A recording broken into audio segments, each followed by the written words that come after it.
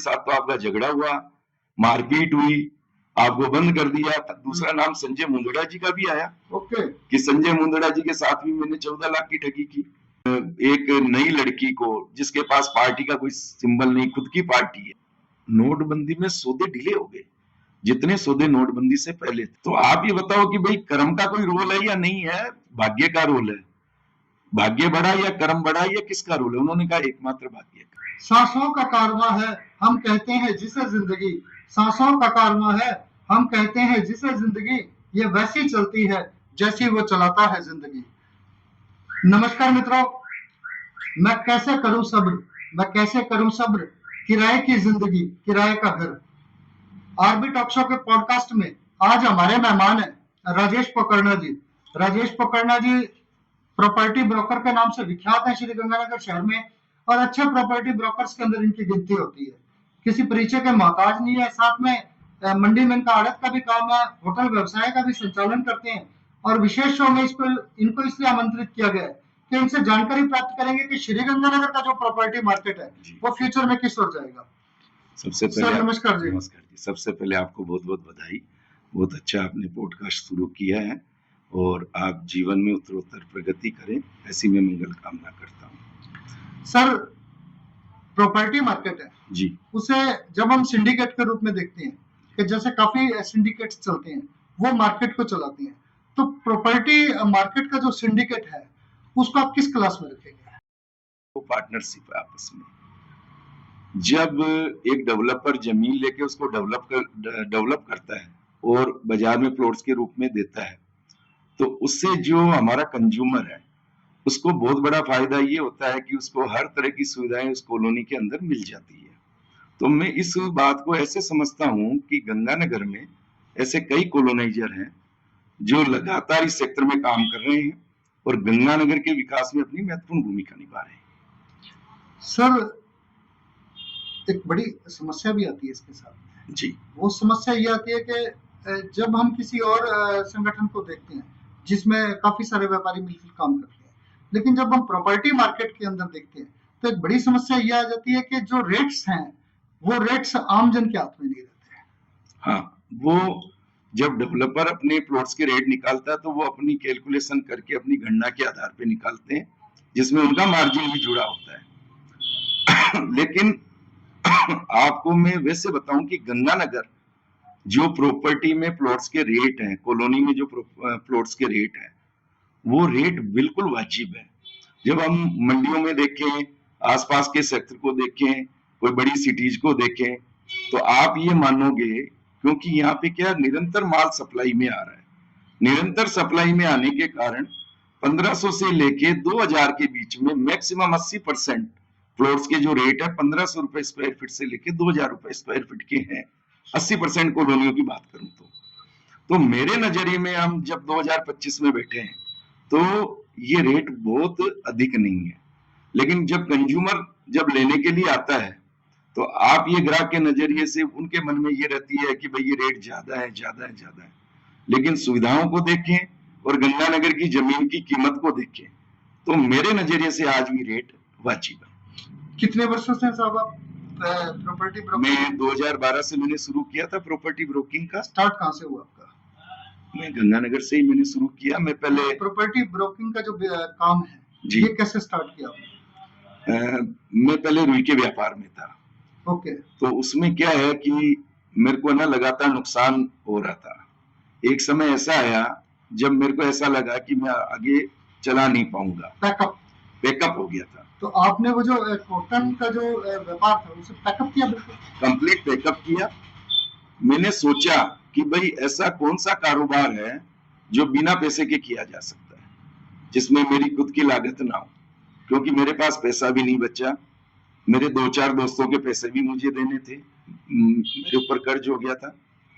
तो मेरे मन में एक विचार आया कि क्यों नहीं मैं ब्रोकिंग का काम करूं। तो मेरे सामने 2 ऑप्शन थे, एक मैं जिंस की ब्रोकिंग करूं जो धान मंडी में होती है, और एक मैं प्रॉपर्टी की करूं। जिंस को तो मैं अच्छी तरह समझता था, लेकिन प्रॉपर्टी को मेरे को ABCD भी पता नहीं था। फिर स्टार्ट कैसे हुआ?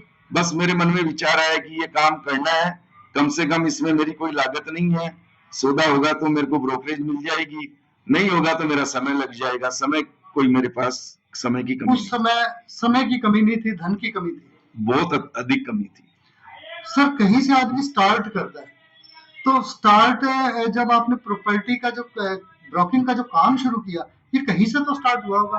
क्या आपने कोई ऑफिस खोला इसके लिए, या किसी का हेल्प लिया, या किसी को आपने रिक्वेस्ट किया कि प्लीज यार मुझे इसमें मैं बताता हूँ आपको, मेरा धान मंडी में ऑफिस है जहाँ पे मैं रुई का कारोबार करता था, और आज भी वो ऑफिस है। मैं उसी ऑफिस में बैठ के मैंने प्रॉपर्टी ब्रोकिंग का किया। मैंने मेरी जिंदगी में कभी कोई विजिटिंग कार्ड नहीं छपवाया जिसमें मैंने ये लिखा हो कि भाई प्रॉपर्टी एडवाइजर ब्रोकर, ऐसा। मैं जो धान मंडी के व्यापारी लोग थे, जो बहुत अधिक उस समय, क्योंकि पीछे तेजी आई हुई थी ग्वार की, उस समय अत्यधिक प्रॉपर्टी का काम करते थे, वो सभी मेरे दोस्त थे, मिलने वाले थे, व्यापारी भाई थे। मेरे को ऐसा लगा कि मैं इनके पास जाऊंगा काम लेके तो वो जरूर मेरे को सहयोग करेंगे, तो मैंने मेरे धान मंडी से ही मैंने ये कार्य शुरू किया। सर काम स्टार्ट कर दिया आपने, 2012 में किया? 2012 में। फर्स्ट इनकम कब हुआ? 2012 में। अच्छा, फर्स्ट इनकम हो गया? हाँ हो गया था। लगभग कितने पैसे मिले उसके? मेरे को पहली डील में एक हमारे ब्रोकर साथी साथ में थे, तो मेरे को 70,000 रुपए मिले। 70,000? हाँ, पहली डीलिंग में मैंने एक सौदा, हमारे व्यापारी भाई नाम लेना उचित नहीं होगा बिल्कुल, लेकिन मैंने उनका कराया, तो उसमें हमारे एक साथी ब्रोकर थे, तो एक साइड वो थे, एक तरफ मैं था, तो मेरे को पहली 70,000 रुपए मिले। 70,000 रुपए मिले। 70,000 रुपए का क्या किया आपने?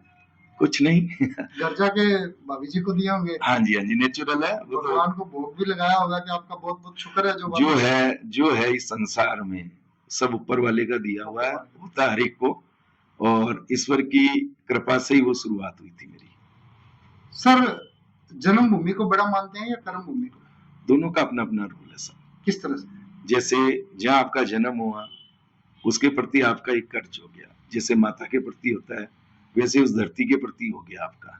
मेरा जन्म विजयनगर अजमेर में हुआ, अजमेर जिले में। मैं जब 19 साल का था तब पिताजी ने यहाँ रुई के कारोबार के लिए भेज दिया। मैं 87 में ही आया हूँ, अब 38 साल से मैं यहाँ हूँ, लगातार 38 साल हो गए मेरे को। जब मैं ये देखता हूँ ना, तो मेरे को आज वहां भी इतना, मुझे उस जगह से भी इतना ही प्यार है, क्योंकि मेरे परिवार के अलावा मेरे जो सारे रिलेटिव हैं, छोटा भाई, दोनों बहनें, माँ, और हमारे चाचा ताऊ, जितने भी रिश्तेदार हैं, सब उस इलाके में है।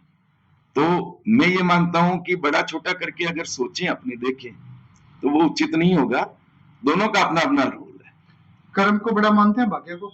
मैं भाग्य को बड़ा मानता हूँ। मेरा ये मानना है, इस संसार में अगर पत्ता भी हिलता है तो उसकी वजह से हिलता है, ऊपर वाले की वजह से हिलता है। मेरा ये मानना है। जब हम इसमें बात में जाते हैं तो ये एक बहुत गूढ़ विषय है, इस पे तो ये आप समझो कि जो बहुत बड़े आध्यात्मिक लोग हैं वही ज्यादा समझ पाएंगे। मेरा ये मानना, और मेरे गुरु ने, मैंने यही सवाल मेरे गुरुदेव से किया था। उन्होंने मेरे को, मैंने एक दिन पूछा, मैं थक गया था, मैंने कहा जी मैं इतनी भागदौड़ करता हूँ, इतना काम करता हूँ, रुई का कारोबार करता हूँ, सुबह से रात तक लगा रहता हूँ, लास्ट में आखिर में मेरे को नुकसान हो जाता है, तो आप ये बताओ कि भाई कर्म का कोई रोल है या नहीं है, भाग्य का रोल है, भाग्य बढ़ा या कर्म बढ़ा, या किसका रोल है? उन्होंने कहा एकमात्र भाग्य का है। तेरे भाग्य में जिस दिन होगा, जब होगा, तब तेरे को मिल जाएगा। लेकिन मैंने जब ये सवाल किया कि फिर इसका मतलब तो कोई कर्म ही नहीं करेगा, तो उन्होंने कहा वो कर्म भी भाग्य ही करवाता है, सिर्फ और सिर्फ भाग्य का रोल है। तो मैं उस दिन से लेके आज तक मैंने मेरा विचार नहीं बदला। मेरे कारोबार हो ना हो, मेरे को डील्स मिले ना मिले, मेरा ये मानना है मेरे भाग्य में जो चीज लिखी है वो कहीं नहीं जा सकती। मेरा खुद का ये मानना है। स्कूलिंग कहाँ से हुआ आपका? मेरी विजयनगर अजमेर से, जहाँ मेरा गांव है। कॉलेज भी वहीं से? कॉलेज भी वहीं से। कुछ फ्रेंड्स जो आज भी टच? आज भी मेरे 50 साल पुराने दोस्त हैं। हम जब 6-7 साल के थे तभी से हम लोग साथ हैं। हमारा 4-5 दोस्त हैं मेरे वहाँ, हम सभी लोग साथ रहते हैं, आज भी मिलते हैं, रोज बात होती है, और ये समझो कि हफ्ते में 2-3 बार तो सभी से बात हो जाती है। राजनीति में भी काफी इंटरेस्ट है आपका? कामनी जिंदल जी का जो पहला चुनाव था जी 2013 का, उसमें पर्दे के पीछे एक बड़ी भूमिका थी आपकी। आप है ना, ऐसे मानिए कि कोई भूमिका पर्दे के पीछे नहीं माने, आप ये माने कि कामनी जिंदल जी के साथ सैकड़ों लोग लगे हुए थे, एज ए कार्यकर्ता। जनता तो जुड़ी हुई थी, लेकिन जब सैकड़ों लोग वर्क करते हैं तो उनमें से एक कार्यकर्ता मैं भी था। और उस चुनाव में कामनी जी के साथ लगातार 1-1.5 महीने हमने वर्क किया, घर घर गए हम, और जनता ने उस समय बहुत भी प्यार दिया और बहुत अधिक वोटों से जिताया। ऐसा कहा जाता है कि जो कामनी जिंदल का जो इलेक्शन था, वो उस तरह का चुनाव था कि अगर उस समय राजस्थान की जो सीएम है वो भी यहाँ से आके चुनाव लड़ लेती तो हार जाते उनके सामने। मतलब आप ये समझो, लोगों का जो भाव देखा उस चुनाव में, लोग जिस तरीके से गले लगा रहे थे, क्योंकि उनका भी चुनाव उनके सामने था, जो बहुत बड़े राजनीतिज्ञ राधेश्याम बाबू जी के साथ। बिल्कुल। और राधेश्याम बाबू जी के बारे में कोई परिचय देने की बात नहीं है, जिन्होंने भैरव सिंह जी शेखावत को हरा दिया यहाँ से। बिल्कुल। तो कितने बड़े राजनेता है वो। उनके सामने चुनाव भी आप ये मानो कि एक नई लड़की को, जिसके पास पार्टी का कोई सिंबल नहीं, खुद की पार्टी है, जमींदारा पार्टी, लेकिन जब हम चलते चुनाव में जब लोगों का फ्लो देखते थे, जिस तरीके से लोग हमें खींच खींच के बुलाते थे, उस समय हमें समझ में आ गया ये बहुत बड़े अंतर से जीत होने जा रही है। जयदीप बियानी के चुनाव में भी ऑफिस मैनेजमेंट में बहुत बार देखा मैंने आपको। जयदीप जी के चुनाव में मेरा उनके साथ पारिवारिक संबंध है। उनके फादर साहब हमारे, हम उनको भाई जी बोलते थे, मैं उनको भाई जी बोलता था, सुशील भाई जी। तो हमारा क्या पारिवारिक संपर्क है, जब पहले दिन से ही हमारा संपर्क है, 38 सालों से संपर्क रहा परिवार से। मैं भारतीय जनता पार्टी की विचारधारा से नहीं हूँ, उनको टिकट मिली और हमारा वो पारिवारिक संबंध है। तो मधु जी और हमने, उनके छोटे भाई मधु जी ने और हमने मिलके काम किया, लेकिन फिर वही बात है, उसमें भी सैकड़ों लोग लगे हुए थे जिन्होंने दिन रात एक करके और इस चुनाव में उनको जीत दिलाई। आप कह रहे हैं कि बहुत मधुर संबंध है, बाजार में चर्चाएं कुछ और हैं आपके लिए? किस तरह की? कि जयदीप जी से रिलेशन अच्छे नहीं आपके? बहुत अच्छे रिलेशन है मेरे तो फिर ये चर्चाएं किस तरह से हैं कि कोई प्रॉपर्टी का कोई डील हुआ जी, और उस डील में आपने कुछ 420 टाइप कुछ कर दिया? ये बात मेरे पास एक्चुअल में क्या है कि मेरे तक ये समाचार बहुत देरी से आया। बाजार में ये बात चलती रही, मेरे को पता नहीं चला, ये कुछ समय पहले की बात है। उसमें एक नियम रहता है जी, कि कोई ना कोई कारण होगा कि अगर कहीं धुआं उठा है तो नेचुरल है कि नीचे आग भी होगी। बिल्कुल। उसमें मेरा ये जवाब है कि ये एकमात्र ऐसा एग्जाम्पल है जिसमें ना कहीं धुआं था ना कहीं आग थी। एक प्रोपोगंडा खड़ा किया गया और वो नाम मेरे को जानकारी में भी है, किन लोगों ने किया, किस तरह किया। मेरे सामने जब ये बात आई मेरे दोस्तों के द्वारा, वो कहने लगे कि भाई इस तरह की बात बाजार में चल रही है, काफी दिनों से चल रही है। पहले तो मैं बहुत विचलित हुआ, फिर मैंने 2-4 लोगों से सलाह की। उन लोगों ने ये कहा कि भाई इस बारे में कोई प्रतिक्रिया दोगे तो आप उनके जाल में ट्रैप हो जाओगे। मैंने कहा ये तो बात मेरे प्रोफेशन को लेके है, मेरी विश्वसनीयता को लेके है, मैं बाजार में कैसे खड़ा रहूंगा, लोग मेरे ऊपर शक की नजरों से देखेंगे। क्योंकि जैसे अभी आपने कहा कि लोग ये मान लेते हैं कि यार ये धुआं उठा तो कहीं ना कहीं आग जरूर होगी, कोई ना कोई बात तो होगी। बिल्कुल। 1% भी कोई बात नहीं थी। और आपको ताज्जुब की बात आता हूँ, पहला फोन मैंने ना ये बात सुन के जयदीप जी को फोन नहीं किया मैंने कि भाई इस तरह की विचार, वो विधायक भी है, उनका फोन आया मेरे पास तो भाई जी ये अपने बारे में ऐसी कैसी बात चल रही है। तो मैंने उनको पलट के कहा जी ये तो आप बताओ, ठगी तो आपके साथ हुई है और ठगी मैंने की है, ये तो आप बताओगे। मधु जी उस समय ऑस्ट्रेलिया गए हुए थे, उनका ऑस्ट्रेलिया से व्हाट्सएप कॉल आया मेरे पास, बोले भाई साहब ये बात आपके ध्यान में थी। मैंने कहा मेरे ध्यान में थी, लेकिन मैंने इसलिए नहीं कहा कि मैं आपको क्या कहता इस बारे में, इसका जवाब तो आपने देना है। जिसके साथ बदमाशी हुई है, ठगी हुई है, इसका जवाब तो आपने देना है। तो भाई साहब बाजार में तो बहुत तरह की बातें।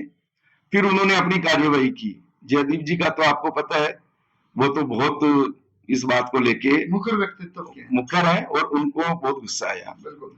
उन्होंने संबंधित व्यक्ति को फोन भी किया और उसको ये भी कहा कि भाई ये बात तूने अच्छी नहीं की कि भाई हमारे और इनके साथ संबंध मतलब पारिवारिक संबंध है और वर्षों से है। तो मैं फिर यही कहना चाहूंगा और जिन जिन लोगों ने मेरे से समय समय पे सवाल किए हैं, मैंने कहा जयदीप जी भी यहाँ बैठे हैं। एक नाम मैं और बता दूं, आपने तो सिर्फ जयदीप जी का नाम लिया, दूसरा नाम संजय मुंदड़ा जी का भी आया ओके कि संजय मुंदड़ा जी के साथ भी मैंने 14 लाख की ठगी की। वो भी बात सामने आई। तो मेरे पास जब जब भी ये बात आई तो मैंने उनको कहा वो दोनों व्यक्ति यहाँ मौजूद हैं, जयदीप जी भी है। अच्छा, आपको ऐसा लगता है भी क्या आपके जो बढ़ता हुआ प्रभाव है प्रॉपर्टी ब्रोकरिंग में, उससे रिलेटेड कुछ इस तरह के गॉसिप्स क्रिएट किए जा रहे हैं? नहीं, मैं इस बात को ऐसे नहीं समझता। कोई बढ़ता हुआ कुछ नहीं है, मेरे से भी बड़े बड़े काम लोग यहाँ कर रहे हैं, लेकिन एक स्वभाव होता है, कईयों ने सकारात्मक रूप से चलना है, कईयों ने नकारात्मक रूप से। आप ताज्जुब करोगे, जिन लोगों ने मेरे बारे में ये दुष्प्रचार किया, आप मानोगे नहीं, मैं उनकी भी सुख समृद्धि की कामना करता हूँ। उनके प्रति मेरे मन में कोई नकारात्मक विचार नहीं है। मैं शुरुआती तौर पे विचलित जरूर हो गया था, जैसे ही बात आई ना तो मेरे ना बहुत मन में ये हुई, बहुत पीड़ा हुई। फिर मैंने ये सोचा कि भाई अब अपने क्या करें, इसका कोई कुछ नहीं, लोगों को सोचने दो, अपने आप लोग आकलन करेंगे। समय वो ये कह रहे हैं जी जयदीप जी के साथ तो आपका झगड़ा हुआ, मारपीट हुई, आपको बंद कर दिया। जयदीप जी के साथ तो आपका झगड़ा हुआ, मारपीट हुई, आपको बंद कर दिया, फलाना हो गया, ये हो गया। मैंने कहा जी इन सब बातों का जवाब तो जयदीप जी देंगे। संजय मुंदड़ा जी के साथ कोई ठगी हुई तो संजय मुंदड़ा जी देंगे। मैं क्या बोलूं वैसा, और मेरी बात मानी भी कैसे जाएगी, आप बताओ। आज आपने ये विषय उठाया तो मैंने पहली बार सार्वजनिक तौर पे ये बात की है। ये मैंने जिससे भी बात की है 2-4 लोगों से, वो व्यक्तिगत तौर पे की है, तो सभी ने मेरे को ये कहा कि भाई अपने को इस प्रपंच में नहीं पड़ना चाहिए। तो मेरे को तो कोई इसमें वो, जब ये प्रकरण आपके समक्ष आए तो आपकी फैमिली का क्या रिएक्शन रहा? सबसे पहले आप मेरी देखो, मेरी 3 बेटियां हैं, 2 बेटियां मेरिड है, बड़ी सुमेर मिल जी बोरट साहब के यहाँ और छोटी कैलाश चंद जी मित्तल साहब के यहाँ। मैंने सब, और उनके भी 2 ब्रदर यहाँ, गौरी शंकर जी मित्तल साहब और गोपाल जी मित्तल साहब, वो भी यहाँ रहते हैं। बोरट परिवार यहीं का पुराना 100 सालों का उनका वो है, उनके भी आगे से आगे रिलेटिव है। मैंने सबसे पहले मेरे दोनों समधी और गोपाल जी भाई साहब और कैलाश जी भाई, उनको गौरी शंकर जी भाई साहब को, मैंने सबको व्यक्तिगत तौर पे मेरे परिवार को इकट्ठा किया, मेरे बच्चों को और को। मैंने कहा उनको ये नहीं लगना चाहिए कि भाई मैंने किसी के साथ कोई ठगी करके और मेरे घर में एक पैसा भी अन्याय का लेके आया हूं। मैंने उनको बिठाया, मैंने कहा ऐसे ऐसे बात हुई है, इन लोगों ने की है, और मैं आपको ये बात इसलिए कह रहा हूं कि इस बात में सच्चाई लेस मात्र भी नहीं। परिवार मेरे को जानता है, मेरे रिश्तेदार मुझे जानते हैं, मैंने मेरे रिश्तेदारों को कहा। 5-7 मेरे अजीज दोस्त हैं जो मेरे से प्रॉपर्टी के व्यापार में भी जुड़े हुए हैं, और वो उनको भी मैंने व्यक्तिगत तौर पे कहा। मैंने कहा ऐसी ऐसी बात आपके ध्यान में होगी, आपने सुन रखी होगी, लेकिन मैं मेरी तरफ से बोल रहा हूँ, ऐसी बात आई है और ये बात है। सबने मेरे को ये कहा कि कोई इसमें आपको कोई स्पष्टीकरण देने की जरूरत नहीं है, जो भी होगी अपने सब मिलजुल के फेस करेंगे, जो कर रहा है, जो जैसा कर रहा है उसको करने दो। बिल्कुल। श्री गंगानगर का जो प्रॉपर्टी मार्केट है, ये हमेशा तेज ही क्यों रहता है? नहीं, मैं इससे असहमत हूँ।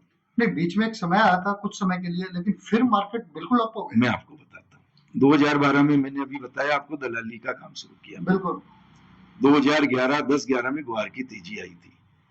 2012 से जब से मैंने काम शुरू किया, मैंने लगातार मंदा देखा है, या तो स्थिर देखा है या मंदा देखा है। बीच में गुहार का जब पैसा बाजार में आया, गुहार 3000 का गुहार 30,000 रुपए पहुंच गया। पैसा तो श्री गंगानगर के बाजार में वो उस समय एक तेजी आई थी, लैंड की वैल्यू 4-4, 5-5, 6-6 गुना बढ़ गई थी। जब मैं दलाली में काम किया तो वो 12 के बाद 13, 14, तो वो उस ऊपर के रेट से प्रॉपर्टी का बाजार नीचे चलने लग गया। ओके। बीच बीच में मतलब लगता था स्थिर हो गया, या यार ये फिर वापस तेज होने जा रहा है।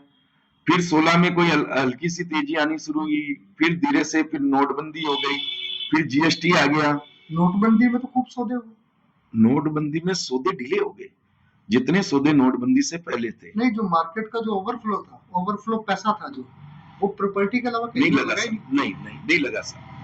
उसमें क्या हुआ, जो 500 और 1000 के नोट थे वो चलन से बाहर हो गए, और आपको ध्यान है 4000 रुपए के लिए बैंक में लाइन लग गई थी। मेरी भी डील करवाई हुई थी 1-2, उसका भी पैसा आगे से आगे टाइम लेना पड़ा, क्योंकि बाजार में 500,000 के नोट इधर उधर जमा होने लग गए बैंकों में। वो एक फेज ऐसा था कि भाई 1 साल तक बाजार उसमें डिस्टर्ब रहा। उस समय प्रॉपर्टी बाजार में पैसा नहीं लगा, उस समय कोई अन्य बाजार में लगा हो, गोल्ड में और में तो मैं नहीं कह सकता, लेकिन इसमें नहीं लगा। प्रॉपर्टी बाजार में जो पैसा लगता है, श्री गंगानगर प्रॉपर्टी बाजार की मैं बात कर रहा हूँ, आउट ऑफ सोर्सेज से पैसा आता है ज्यादा? आउट ऑफ सोर्स किस तरह से? जिस तरह से फिल्म इंडस्ट्री का पैसा हो गया या कोई और बिजनेस है उनका पैसा हो गया, क्या वो भी गंगानगर में इन्वेस्ट हुआ? देखो, मेरे को नहीं लगता है कि गंगानगर में कोई बाहर का पैसा आता है। गंगानगर इतना मजबूत शहर है खुद में, यहाँ के जो लोग हैं जो प्रॉपर्टी के व्यापार में जुड़े हुए हैं, 95% लोग खुद का पैसा लगा के कारोबार करते हैं। और बाहर का पैसा, जैसे आपने फिल्म इंडस्ट्री का नाम लिया, फिल्म इंडस्ट्री का पैसा बॉम्बे से चल के गंगानगर नहीं आएगा कभी भी, मेरा ये मानना है। गंगानगर का पैसा तो फिर चला जाएगा मुंबई फिल्म बनने के लिए। तो ऐसा ये क्या भ्रामक है, ये भ्रम है। जैसे लोग है ना एक नैरेटिव सेट करते हैं कि भाई ये पैसा कहाँ से आ रहा है, किसका आ रहा है, ऐसा मेरे ख्याल से तो कुछ नहीं है, और मैंने अनुभव भी लिया कि कुछ नहीं है ऐसा। गंगानगर बहुत ज्यादा वाइल्ड हो चुका है, फैल चुका है पूरी तरह से। कॉलोनियां, हर महीने एक नई कॉलोनी आ रही है, डेवलपमेंट नहीं हो पा रहा उनका। इतना अच्छा डेवलपमेंट हो रहा है, जो मैं आपको बताता हूँ। 5-7 तो मुख्य रूप से जो कॉलोनाइजर है, इतने अच्छे अच्छे गेट, इतनी अच्छी सड़कें, उसमें sewer line, park, underground lights, 4 दीवारी, गेटेड कॉलोनी, गार्ड खड़े हैं वहां। 5-7-8 डेवलपर तो ऐसे हैं जो एक से बढ़ के एक काम कर रहे हैं चारों ओर से। जिन रूप से कौन कौन से? जैसे सबसे प्रथम तो रिद्धि सिद्धि का नाम लिया जाएगा कि भाई रिद्धि सिद्धि ग्रुप ने मतलब जो यहाँ डेवलपमेंट किया, लगातार एक के ऊपर एक कॉलोनी काटी है। मुकेश जी और सुरेश जी। उसके बाद आप श्रीनाथ ग्रुप हो गया, राधे हो गया, अपने किंग्स एवेन्यू हो गया, और भी अन्य, गोकुलम हो गया, अपने सतीश जी और ओजस्वी जी गोयल का गोकुलम, और वो हो गया, और भी कोई मैं मान लो नाम लेने से मान लो याद नहीं है। मतलब 7-8-10 कॉलोनाइजर ऐसे हैं जो लगातार, आप उनकी प्राइवेट उनकी कॉलोनीज देखोगे तो आप डेवलपमेंट वाली तो कोई बात नहीं कर पाएंगे सर। डेवलपमेंट का बेसिक है कि बाद में जो साफ सफाई की व्यवस्था है जी, लाइटिंग्स की व्यवस्था है, उसके अलावा सीवरेज की जो व्यवस्था है वो कैसे होगी? सारी सीवरेज लाइन डाली जाती है। आजकल जितने भी डेवलपर हैं सब सीवर लाइन डलाते हैं, उसमें सारा रख रखाव। सीवरेज डाला जाता है वो डायरेक्ट जमीन में जाता है या कहीं और? नहीं, उसकी जो टेक्निकल ग्राउंड पे सारा वो सिस्टम से डाला जाता है। ओके। जैसे बाहर कंपनी काम कर रही है एल&टी, वो अंदर से सीवर लाइन जैसे निकालनी है करनी, वो प्रॉपर होता है, उसमें ना बहुत बड़ा बजट खर्च होता है, वो अमाउंट लगाता है। ये तो देखो ये जितने कॉलोनाइजर हैं, क्या ये इस रूल रेगुलेशन को फॉलो करते हैं? कंप्लीट। यहाँ गंगानगर में मैं आपको एक एक कॉलोनी चल के दिखा सकता हूँ। आप कहोगे यार इतना गजब का काम कर रहे हैं, एक्चुअल बात है ये। वो क्यों करते हैं? क्योंकि उनका आपस में कंपटीशन है, एक के ऊपर काम करके दिखा रहे हैं। वो ये चाहते हैं कि भाई गंगानगर में जो इन्वेस्टर है, यूजर है, वो मेरे पास आए।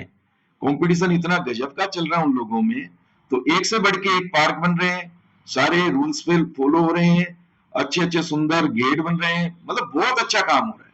वाटर हार्वेस्टिंग को लेके क्या कहेंगे?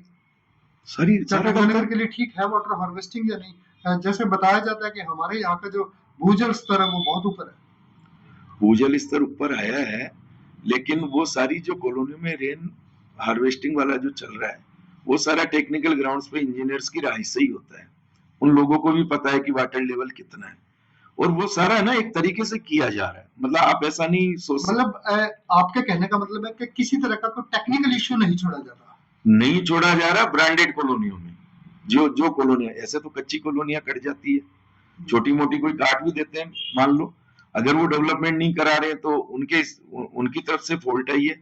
लेकिन जो मेरी नॉलेज में है, मैक्सिमम वही 95% कह सकता हूँ, 95% अच्छा काम हो रहा है। रिद्धि सिद्धि जैसी सफलता किसी और प्रोजेक्ट को क्यों नहीं मिली अभी तक? उसका कारण है, पहला कारण तो है लोकेशन। जो सुरेश जी लोकेशन सेलेक्ट करते हैं वो बहुत एक इम्पोर्टेंट फैक्टर है।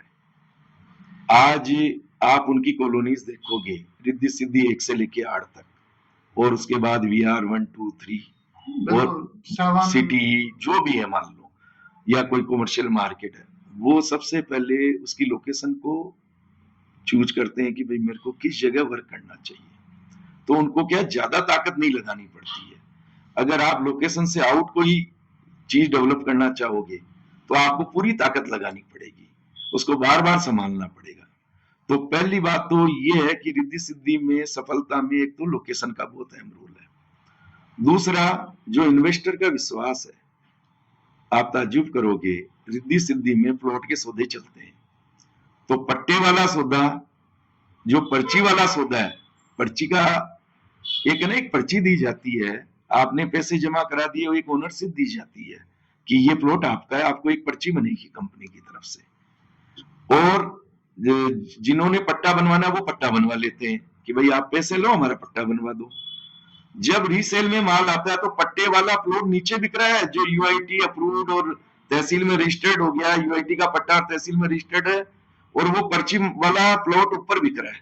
रीजन विश्वास, क्या विश्वास, उन्होंने सबसे, देखो आप बात सुनो, 2006 से शुरू हुई होगी वो माल, बिल्कुल 2006 से लेके 19 तक और 12 से लेके 19 तक, क्योंकि मैं भी मतलब साथ साथ ही 12 में काम शुरू किया तो मेरे को रिद्धि सिद्धि का, हालांकि मैं उनसे इतना अटैच नहीं था उस वक्त, लेकिन 12 से 19 तक मंदे का एक दौर चला। उस दौर में भी उन्होंने अपने निवेशकों का विश्वास नहीं बिगड़ने दिया। किसी ने भी कोई बात बोली, उसको ओन की उन्होंने, उसकी इज्जत रखी। किसी ने प्लाट छोड़ दिया तो वापिस ले लिया, किसी ने लेट पेमेंट दी तो ब्याज नहीं लिया, डेवलपमेंट की कोई बात आई तो करवा दिया। उन्होंने क्या एक ऐसा विश्वास क्रिएट कर दिया कि आज उनका एक पेपर भी चल रहा है। तो उनकी सफलता में मैं दो चीजों का अहम रोल है, एक तो लोकेशन की सिलेक्शन, दूसरा ये जो निवेशकों का विश्वास है। जो ये है ना, लोग कहते हैं ये जो डेवलपमेंट, और ये डेवलपमेंट सभी बढ़िया करा रहे हैं, डेवलपमेंट का कोई 2 नंबर 5 नंबर मानो आप, बाकी 95% इन दो चीजों का रोल है। मतलब आपके कहने का ये अर्थ है कि आज रिद्धि सिद्धि ग्रुप की हुंडी चल रही है पूरी तरह से। चल रही है, सभी को पता है। गंगानगर में जो लोग प्रॉपर्टी का काम कर रहे हैं, कोई मैं अकेला तो ये बात कह नहीं रहा हूँ, जो भी लोग काम कर रहे हैं सभी को पता है ये। सर कालिया रोड पे भी प्रोजेक्ट्स आ गए हैं, और उसके अलावा एक आर्मी एरिया के सामने जो प्रोजेक्ट्स हैं, तो ये कितना ठीक मानते हैं आप, जो बेसिकली आर्मी एरिया के सामने? नहीं, वो तो रूल्स फॉलो करके ही होते हैं सर। उसमें जो आर्मी के रूल्स रेगुलेशन है उसको फॉलो करके पीछे कॉलोनी काटी जाती है। वो तो उनके नॉर्म्स होते हैं। यूआईटी परमिशन नहीं देती है ना साहब, यूआईटी परमिशन उसी चीज की देगी जो कानून में लिखा हुआ है, और उसी के आधार पे अंदर कॉलोनी डेवलप होती है। मतलब आप ये कह रहे हैं कि किसी तरह की कोई धक्काशाही नहीं चलती? ना, नहीं है, कहीं भी नहीं है। पेपर्स ओके होगा? Papers okay sir, papers papers okay okay के बिना तो आप ये समझो कि आप बाजार में प्लॉट बेच भी नहीं सकते। रिद्धि सिद्धि को छोड़ दें तो ऐसा कौन सा मार्केट है जो आपको सबसे ज्यादा ठीक लगता है? क्योंकि मैं दो मार्केट देखता हूँ, दो मार्केट में कौन सा, रिद्धि सिद्धि तो प्रॉपर ऐसा लगता है कि जैसे पूरी तरह से मार्केट डेवलप हो चुका है। श्रीनाथ में है मार्केट जो पूरी तरह से बसा हुआ है, लेकिन श्रीनाथ काफी दूर है। दोनों मार्केट में क्या डिफरेंस देखते हैं आप? मैंने आपको भी लोकेशन का जिक्र किया, वो हमारे दोस्त हैं रवि जी, और श्रीनाथ कॉलोनी ने बहुत खूबसूरत डेवलप की है। मार्केट का जहां तक सवाल है, क्या होता है कि मार्केट को, दुकान को, मैं हमेशा कहता हूँ ये, दुकान को हर वक्त ग्राहक चाहिए। कोई भी दुकान है, समोसे की है, कचौरी की है, रेडीमेड की है, कोई किताब पेंसिल की है, और की है, उसको क्या चलता फिरता ग्राहक चाहिए। अब लोकेशन आपकी इन है, अब जैसे जो इधर है, जो अपनी शहरी सेक्टर में मार्केट है, तो वो तो क्या है कि ग्राहक आता जाता रहता है, और जो अपने शहरी सेक्टर से बाहर है वह ग्राहक को चल के जाना पड़ता है। वो सिर्फ घूमने के लिए जाते हैं वहां? मेरे ख्याल से कारण क्या है, देखो एक बात सुनो, आप भी देखोगे घर के बाहर जो आपकी परचून की दुकान होगी, उसे जो जरूरी 100 200 500 की आइटम आप घर के बाहर निकल के वहीं से ले लोगे। कोई चिप्स का पैकेट है, कोई भुजिया का पैकेट है, कोई बिस्किट है, कुछ भी मान लो, एक आदमी की नेचर होती है कि वो नजदीक की दुकान से ले लेता है। ये इसी तरह की वहां पे क्या है, मान लो अच्छे रेस्टोरेंट हैं बढ़िया ब्रांड के, और अब उन्होंने वो भी मल्टीप्लेक्स भी, उनका वो सिनेमा भी चालू हुआ है, और जो रेडीमेड में मार्केट के लिए, अब आज मान लो वहां शर्ट या जूते कोई बेचना चाहे, कैसे बिकेगा वो, आप बताओ। मैं मतलब इसको आप थोड़ा पॉजिटिव लेना कि लोकेशन का ही गेम है, चलता फिरता ग्राहक चाहिए। रिद्धि सिद्धि के सक्सेस का रीजन यही है कि रिद्धि सिद्धि के पास चलता चलता फिरता ग्राहक आता है। रिद्धि सिद्धि की मार्केट में भी मैं आपको एक बात बताऊं कि एक तो वो हनुमानगढ़ रोड पे हो गई, साथ में क्या है कि उनके जो अंदर रेजिडेंस सेल जो मकान बन चुके हैं, आप ये देखो 1 में 2 में 3 में, आसपास फिर ये सुदामा नगर और ये सारा एरिया आ गया, डीटी ऑफिस के आसपास वाला, इधर वो श्रीनाथ वो विलाज आ गई, इधर वो कॉलोनी बालाजी, ये वो मतलब जो फ्लोर सी फ्लोर से पूजा कॉलोनी मान लो, फिर एडजॉइनिंग आनंद विहार और ये सारा एरिया क्षेत्र भी वहीं पे ये सारा वहां भी है। तो वो क्या है जैसे शहर की इन लगने लग गया, तो इसलिए वहां मार्केट का फिर थोड़ा बहुत वहां पे जैसे फ्लो हो जाता है। एक आम आदमी के सामने बड़ी समस्या रहती है कि वो श्री गंगानगर में अपना मकान कैसे बनाए, बेसिकली जिसकी इनकम 25 से 50 हजार रुपए है। ईमानदार बात कहूँ आपको, ये बात कई बार हम लोग भी सोचते हैं, हालांकि बीच में सरकार ने ये योजनाएं चलाई। रिद्धि सिद्धि आंगन एक प्रोजेक्ट में देखता हूँ जी, और वहां मैं देखता हूँ कि जिस तरह से वो काटा गया वो बना, मल्टी स्टोरीज बनी, लेकिन वहां जो रेजिडेंशियल है बहुत ओके पर्सन वहां रह रहे हैं जी। तो ये रिद्धि सिद्धि आंगन जैसे प्रोजेक्ट मुकेश शाह जी भी वापस नहीं ला पाए। इसलिए नहीं ला पाए कि उसमें कुछ सरकार की जैसे नॉर्म्स होते हैं, जो पहले छूट थी, अब मेरे ख्याल से वो छूट बंद करके शायद इस बजट में वापस उन्होंने शुरू की है। एक तो सबसे बड़ी बात है ब्याज की छूट हुआ करती थी, कुछ उसमें नॉर्म्स ये थे कि भाई जो लेने वाला है उसके नाम में अन्य कोई मकान नहीं होना चाहिए। आमतौर पे क्या किसी के पास कोई पेरेंटल आया हुआ होता है, कोई किसी का मान लो कोई छोटा मोटा होता है, वो वहां से शिफ्ट करना चाहता है। कुछ क्या है कि उसमें आपकी इनकम का सोर्स क्या हो रहा है, आपको पता है कि यहाँ पे जो भी नौकरियां चल रही है सब वैसे ही चल रही है, जैसे पूरी मतलब वो चेक वाला और वो वैसा सिस्टम आमतौर कैश फ्लो चलता है, ये कुछ अडल बडल नहीं। दूसरी बात क्या है कि जो उसका जो प्रोसेस है वो क्या है, मान लो एक कोई भी मल्टी स्टोरी बिल्डिंग बनेगी तो उसमें समय तो लगेगा, उसमें सारे नॉर्म्स फॉलो किए जाएंगे उसको बनाने में, और में फिर जब तक वो पूरा होके शिफ्ट होते हैं तो कॉलोनाइजर को ये लगता है कि यार इसमें हमारा मार्जिन नहीं निकल पा रहा है, कि भाई हमें मुश्किलें तो बहुत देखनी पड़ रही है लेकिन हमें नहीं निकल पा रहा। लेकिन ये बड़ी समस्या है कि भाई 25 से 50 हजार वाला है ना, वो ले नहीं सकता, हालांकि होम लोन की सुविधाएं है सरकार की तरफ से। सर सरकार की तरफ से तो होम लोन की सुविधाएं हैं, लेकिन एक बड़ा बेसिक प्रॉब्लम है कि जो प्राइमरी जिसको कैपिटल्स है वो कहाँ से लाए वो आदमी।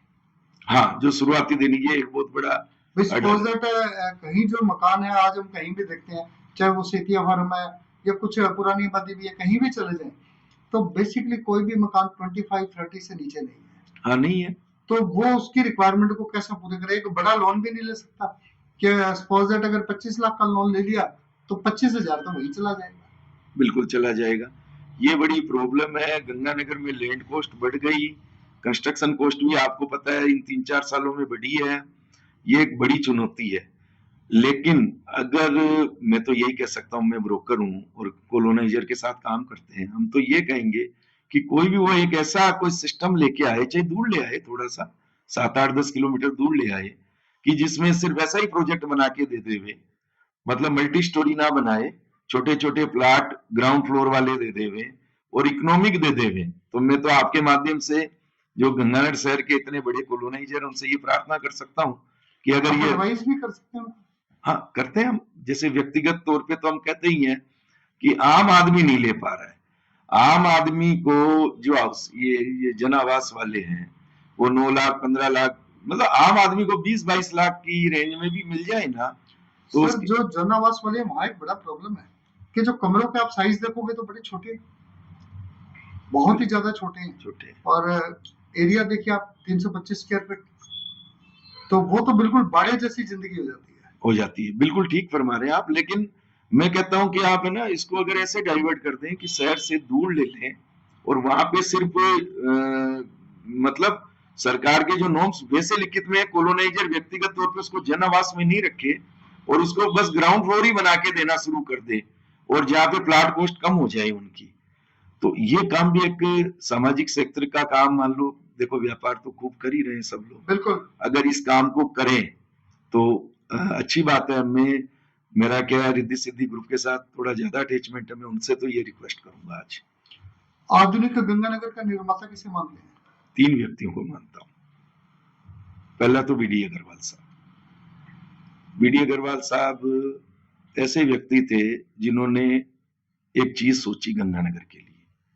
उनको ऐसा लगा कि चिकित्सा के क्षेत्र में और शिक्षा के क्षेत्र में और विशेष तौर पे किसान के लिए, तो उन्होंने तीनों चीज पकड़ी, छात्रवृत्ति दी, मेडिकल कॉलेज की डिमांड की और किसान बंधुओं को उनको बीज वगैरह अच्छे बीज ताकि उनकी फसल बढ़िया और हो, उस सेक्टर में उन्होंने काम किया।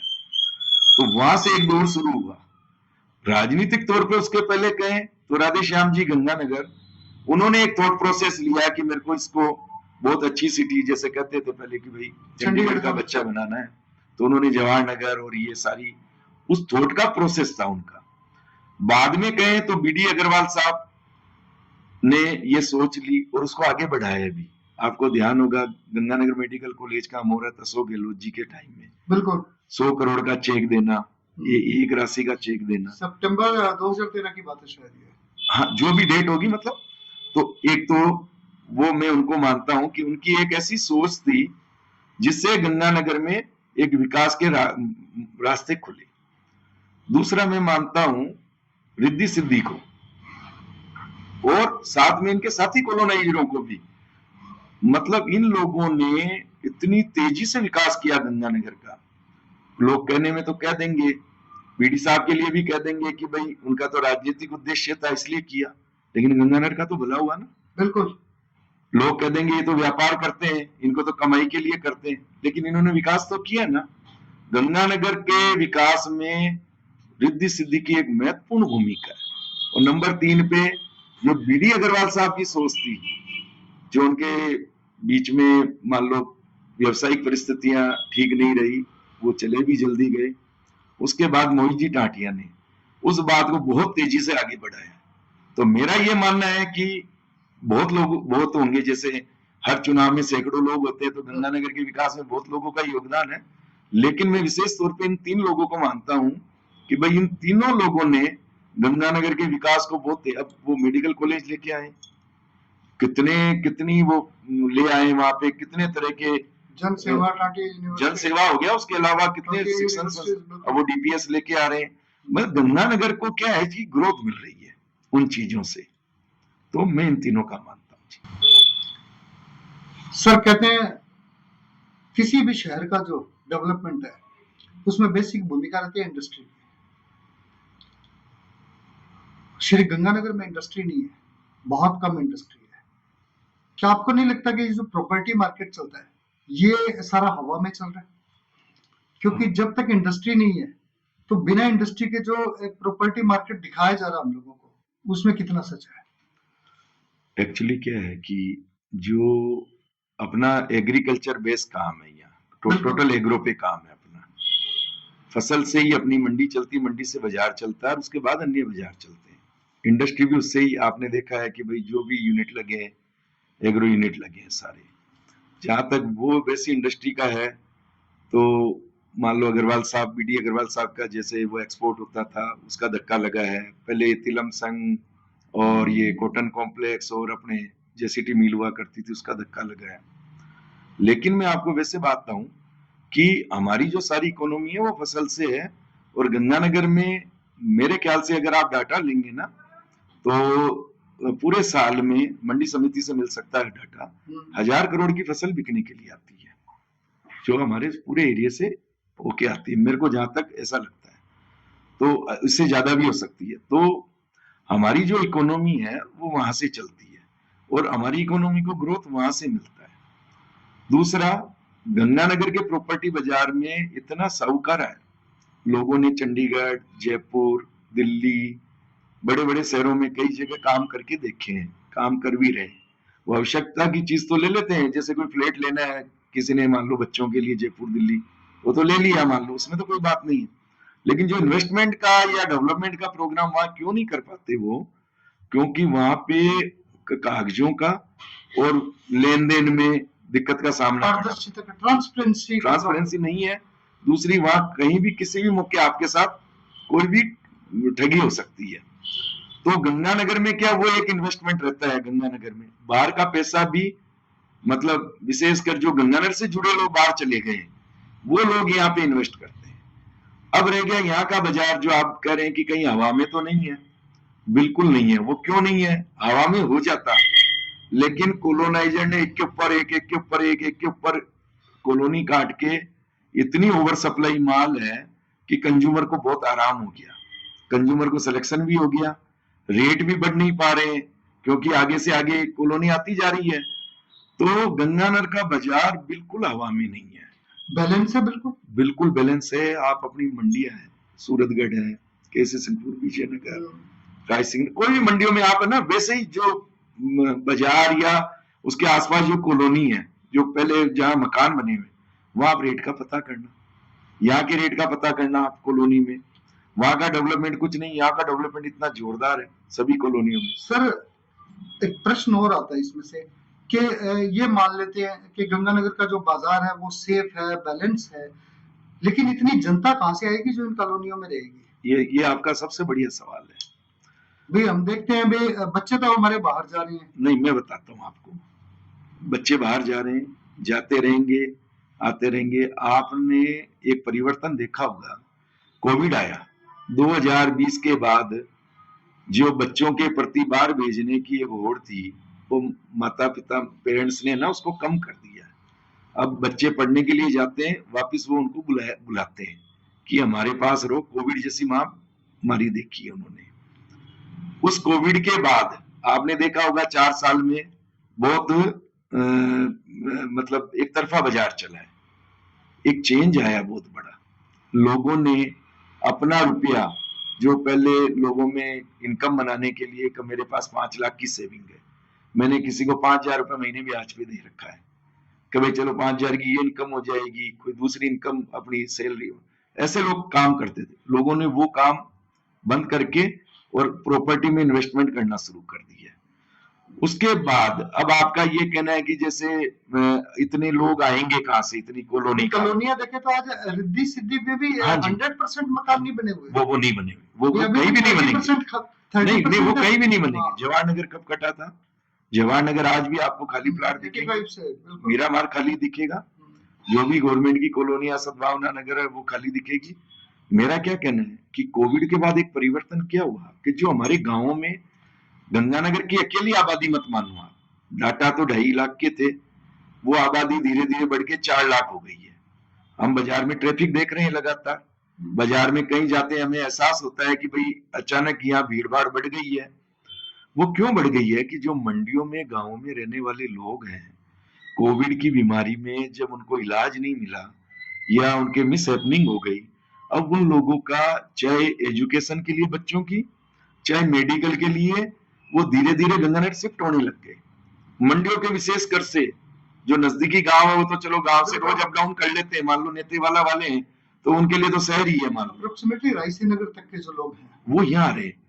मतलब आप देखो केसी सिंहपुर के तो लगभग लोग यहाँ आ गए, जैसे मतलब मैक्सिमम लोग पदमपुर के, ये सारे, मेरा ये कहना है सादुल शहर के हैं जैसे, तो ये लोग जब रोजाना आ रहे हैं, उनको मकान चाहिए, उनको दुकान चाहिए, उन्होंने अपना व्यापार एस्टेब्लिश करना है, उन्होंने अपना उधर का पैसा इधर डालना है, तो गंगानगर के बाजार में पब्लिक वो वहां से आ रही है। आप इसको 20 लाख की आबादी वाला गंगानगर मानो, आप सराउंडिंग जो हमारा 70 किलोमीटर तक का एरिया होगा, सूरतगढ़, रायसी नगर, सादुल शहर, तो आप ये करेंगे जो यहाँ के जो बाशिंदे हैं वो गंगानगर शिफ्टिंग कर रहे हैं। दिल्ली में जैसे एनसीआर है, एक एरिया यहाँ होता है, मान लो साउथ एक्स इधर है, कोई दूसरा एरिया किधर है, कोई कनाट प्लेस का है, उसी तरह मान लो आप इसको कि कोई 25 किलोमीटर पे, कोई 35 पे, कोई 40 पे, कनेक्टिविटी सिर्फ एक गंगानगर है।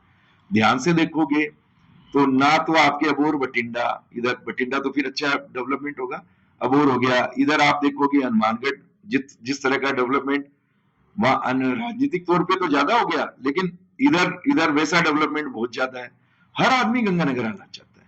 ताज्जुब करोगे, पंजाब का इन्वेस्टमेंट ही आता है, अबोर, सिरसा, ये हरियाणा पंजाब का, अबोर, मलोट, सिरसा, वो हिसाब, सिर्फ या इन्वेस्टमेंट कर रहे हैं इन्वेस्टमेंट या नहीं, उनका रेजिडेंशियल प्रोग्राम है? रेजिडेंशियल प्रोग्राम भी वो प्रोविजन रख के चल रहे हैं। कहीं ना कहीं जैसे जैसे कोई कोई घटनाक्रम उधर मान लो पंजाब में हल्का फुल्का कोई वो बढ़ने लगता है, फिर इधर फ्लो बढ़ जाता है। तो हमारे जो गंगानगर है ना साहब, गंगानगर की आबादी को आप छोटी आबादी मत मानो, क्योंकि इसको बाजार का सपोर्ट पूरा मिल रहा है। सर क्राइम बढ़ रहा है, नशा बढ़ रहा है, जुआ बढ़ रहा है, सट्टा बढ़ रहा है, और आज हमारी बहन बेटियां रोड पे सुरक्षित नहीं है। तो क्या आपको नहीं लगता कि अगर इस तरह की घटनाएं बढ़ी तो गंगानगर का प्रॉपर्टी मार्केट क्रैक कर जाएगा? देखो क्या होता है कि अपराध जब जब भी बढ़ता है ना, अचानक उसका आप देखते हो, जैसे अपने चर्चाएं सुनते यूपी में अपराध पहले चरम पे था और अब वहां अपराध खात्मे की ओर है। यहाँ भी अब क्या है कि जैसे बहुत ज्यादा बढ़ गया यहाँ, तो मेरे को ऐसा लगता है कि प्रशासन, विधायक जी और ये सब मिलके इस पर पूरा अंकुश कर लेंगे और प्राथमिक कार्य ये करना चाहिए। सड़क, नाली, सीवरेज, ये काम तो चलते रहेंगे सरकारों के साथ, लेकिन जो सबसे अहम बात है ये अपराध वाली बात है। अगर अपराधी और ये नशा, सबसे बड़ी तो क्या प्रॉब्लम साहब, नशे पे आपको अंकुश लगाना पड़ेगा। आज बच्चे है ना उधर डाइवर्ट हो रहे हैं, ये सबसे बड़ी चिंता का विषय है। ये पूरी कोशिश कर भी रहे हैं, इनको वो कोशिश तेज करनी चाहिए। जब तक अंकुश नहीं लगेगा हमारी ग्रोथ, कैसे कम होगा नशा यहाँ से? पुलिस प्रशासन ही कर सकता है साहब कि भाई सकते। पब्लिक का जो अवेयरनेस है वो भी नजर नहीं आ रहा इसके प्रति। पब्लिक साथ हो जाएगी साहब। गंगानगर की पब्लिक तो आप हर सेक्टर में देख लो, सामाजिक सेक्टर में देख लो, धार्मिक सेक्टर में देख लो। जब जब जरूरत हुई, कोविड में कितनी मुश्किलें आई है, कैसे कैसे लोग निकल के बाहर आ गए, कैसे कैसे सेवाएं की लोगों तो ने। आपको लगता है भी इस दौर से भी हम लोग निकल जाएंगे वो और तो। वापिस फिर से वही शांति और सुकून? देखो गंगानगर की धरती एक ऐसी है, इसको एक वरदान है। यहाँ पे आप ये समझो ना पाकिस्तान कुछ कर सकता है, मेघ वैसे गंगा, नशा यहाँ का कुछ बिगाड़ सकता है, ना यहाँ अपराधी पनप सकता है। गंगानगर की जो धरती है ना, वो एक अनोखी धरती है। ये समझो गंगा सिंह जी की जो बसाई हुई है, ये हमें गिफ्ट में जो चीज मिली है, ये यहाँ से ऐसे गायब हो जाएंगे ये। इसमें क्या, जैसे ही पुलिस सख्त होगी ना, वैसे ही जन सहयोग और तेजी से मिल जाएगा। लोग खुद ही कार्यकर्ताओं के रूप में अपनी टीमें बना बना के उतर जाएंगे मैदान में। निवास कहाँ आपका? मेरा निवास ग्रीनफील्ड एवेन्यू है, जस्सा सिंह मार्ग पे, और ये जो ग्रीनवे होटल, ग्रीनवे के साथ में ग्रीनफील्ड एवेन्यू हुआ है। निवास ग्रीनफील्ड एवेन्यू में रखने का रीजन? शहर में बहुत सारी कॉलोनियां हैं, राधे राधे है, रिद्धि सिद्धि है, बड़े बड़े प्रोजेक्ट्स हैं। हाँ नहीं, मैं बताता हूँ आपको कि मैं जवाहर नगर रेंट पे रहता था। अच्छा, आप रेंट पे रहते थे पहले? हाँ जी, हाँ जी, मैं 2019 तक रेंट पे ही था। और जवाहर नगर जब पहली बार मन में आई कि भाई घर का मकान होना चाहिए, कुछ हाथ भी धीरे धीरे खुलने लगा था, तब मैंने जवाहर नगर प्रॉपर्टी सर्च की, क्योंकि मैं वहां रहता था रेंट पे 2012 के बाद। तो मैंने जब वहां देखा ना, तो मेरे को ऐसे लगा कि यहाँ का जो रेट है उससे आधे रेट में ग्रीनफील्ड एवेन्यू पर स्क्वायर फीट प्लॉट का रेट है ना, क्योंकि मैं प्रॉपर्टी की ब्रोकिंग कराता था तो मैं उसको तोलता था। फिर मैंने कहा यार ये ग्रीनफील्ड एवेन्यू तो मंडी के नजदीक है, ये मंडी है, मंडी में मेरा ऑफिस है, मेरे नजदीक भी रहेगा। तो मैंने जवाहर नगर की तुलना में यहाँ पे मैंने मतलब कोई बना बनाया मकान था वो लिया मैंने। कैसा माहौल है ग्रीनफील्ड एवेन्यू का? बहुत अच्छा माहौल है, गेटेड कॉलोनी है और हमारी सोसाइटी बनी हुई है और बहुत अच्छे परिवार रहते हैं वहाँ पे, बहुत अच्छा। फैमिली में कौन कौन आप? मेरे वाइफ है और 3 बेटियां और 1 बेटा। 3 बेटियों में से मैंने पहले बताया था 2 बेटियों की मैरिज यही हो गई और 1 छोटी बेटी है और 1 बेटा है। क्या करती है छोटी बेटी? वो होटल गैलेक्सी एन संभालती है और हमने वो रेंट पे लिया है, वो भी हमारी रेंट पे ली हुई है।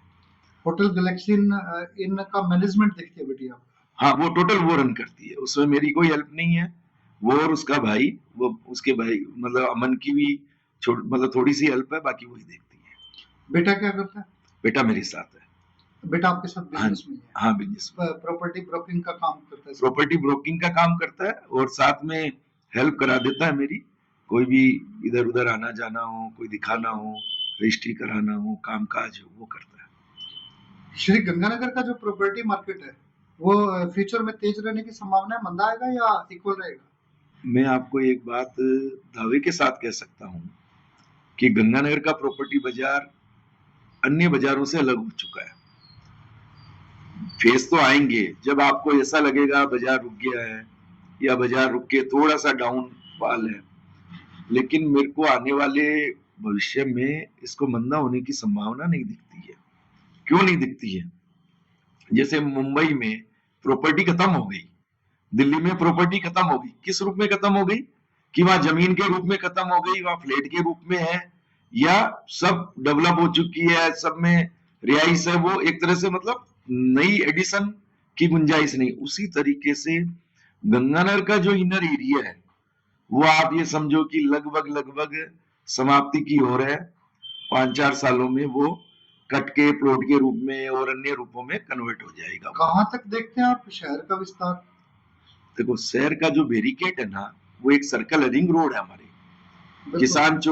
किसान चौक से नाथावाली होते हुए कालू वाला बाईपास, एसएसबी रोड, फिर उधर से होते हुए ये जैसे मान लो कल्याण भूमि रोड हो गई पदमपुर की, जेसीटी मिल और वो एरिया पुरानी आबादी का सम्मिलित कर लो उसको। करणपुर रोड जो फिर होगा उसी से। कल्याण नहीं, करणपुर रोड नहीं सर, कल्याण भूमि रोड से जो पदमपुर रोड चौक है जहां से करणपुर के लिए बाईपास निकल जाता है, और फिर हम इधर हवासा और इधर होते हुए इधर ग्रैंड पेगोडा सोलिटेयर की तरफ आते हैं, अपने इधर वापिस गंगानगर की तरफ। ये एक इनर एरिया है।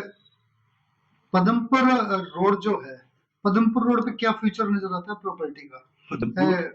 मैं श्री गंगानगर पदमपुर रोड जो है, काफी कॉलोनियां पदमपुर रोड जो कल्याण भूमि रोड बोलते हैं, बिल्कुल, जो मान लो पेगोडा चौक तक है ना, वहां पे इसलिए है कि उस रोड को पुरानी आबादी का सपोर्ट है। जो पुरानी आबादी में कंजेस्टेड गलियां हैं और हैं, धीरे धीरे लोग शिफ्ट होते हैं, तो वो जैसे ही अच्छी कॉलोनी आती है वहां शिफ्ट हो जाते हैं। और इस रोड का क्या फ्यूचर लगता है आपको, सूरतगढ़ पदमपुर रोड का? सूरतगढ़ पदमपुर रोड अच्छा रहेगा, जिसपे आवासा भी है और यार जो मैरिज पैलेस है उसके साथ साथ अब जैसे कॉलोनाइजेशन का काम शुरू हो गया, जैसे सारा सिटी वाली जमीन वो डेवलप होके आ जाएगी यहाँ। वहाँ किंग्स एवेन्यू कटा हुआ है, बिल्कुल, और महादेव इनक्लेव ऑलरेडी है, तो वहां पे अब धीरे धीरे वीकेएम कटी है अभी। तो मेरा कहने का मतलब ये रोड बहुत अच्छी, ये इनर एरिया है भाई साहब, ये क्या, ये हमारा क्या सराउंडिंग एरिया है ना, इसको तो शहर का पार्ट मान लो। गोकुलम भी है, गोकुलम इधर है अपने कल्याण भूमि रोड पे है, और उसके बाद उनका जो पाम है, हाँ वो भी बहुत बढ़िया है, वो एक शिवा स्टेट है। मेरा कहने का मतलब क्या, डेवलपमेंट निरंतर हो रहे हैं। अंबिका, कब तक ये डेवलपमेंट के आपको चांस लगते हैं? 5 इयर्स डेवलपमेंट वक्त लेता है, लेकिन आप ये समझो कि 5 सालों में बहुत कुछ बदल चुका होगा गंगानगर। 5 सालों में ये गंगानगर के अंदर प्रॉपर, जैसे आज हम सेतिया फार्म घूमते हैं, हम बसंती चौक जाते हैं, जवाहर नगर घूमते हैं, बिल्कुल वैसा हो जाएगा 5 सालों में मुझे लगता है, क्योंकि आप पिछले 4 साल देखो कोविड के बाद, 21, 22, 23, 24 और अब ये 5वां साल देखो, तो कितना बदल गया गंगानगर।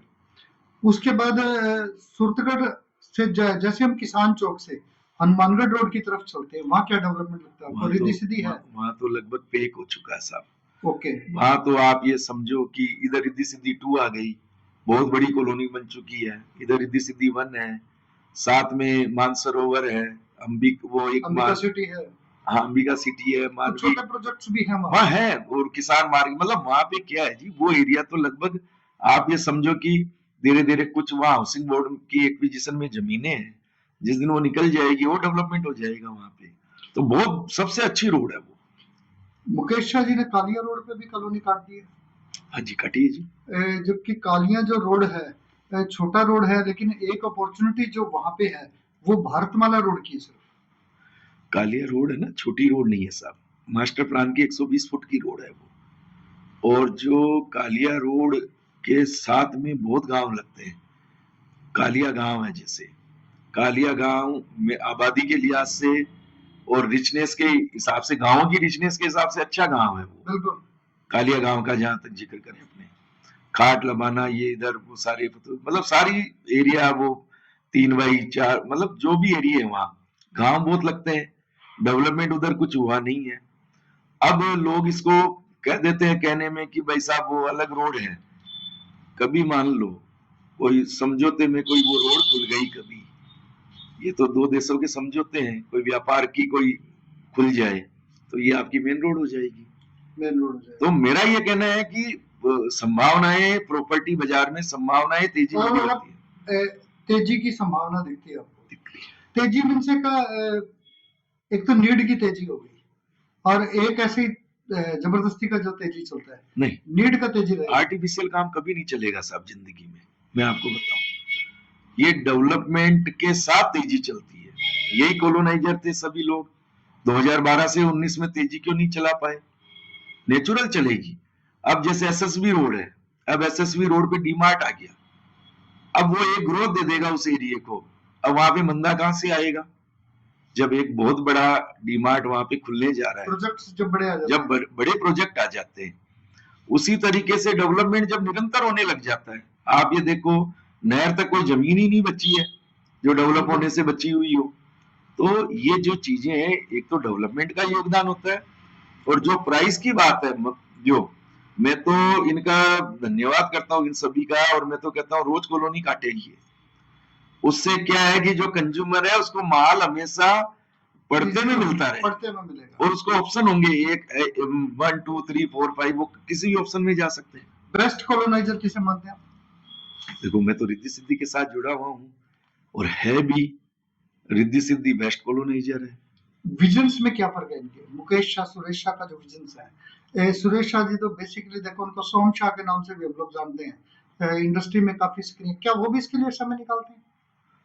आप पर्सनल ये वैसे बता रहा हूँ आपको, अगर आप सुरेश शाह जी और मुकेश शाह जी की वर्किंग देख लो, आप ताज्जुब करोगे कि कोई आदमी इतनी मेहनत कर सकता है क्या। मैं दोनों भाइयों में सुरेश जी के ज्यादा संपर्क में रहता हूँ। सुरेश जी बॉम्बे बैठ के भी ऐसा व्यापार करते हैं जैसे वो मेरे सामने गंगानगर सभी के सामने बैठ के कर रहे हैं। गंगानगर में हम ब्रोकिंग लाइन में होते हुए भी हमें पता नहीं होता कि ये सौदा हो चुका है, और वो हमें बताते हैं कि भाई ये ऐसी ऐसी डील हुई है।